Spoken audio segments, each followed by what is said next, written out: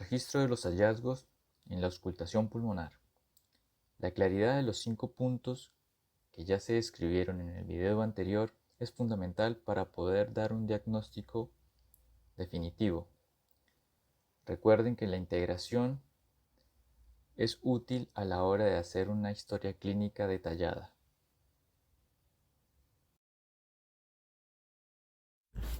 Ruidos respiratorios traqueales y bronquiales. Los ruidos respiratorios normales que se escuchan sobre la tráquea y los bronquios principales son producidos por patrones de flujo aéreo turbulento.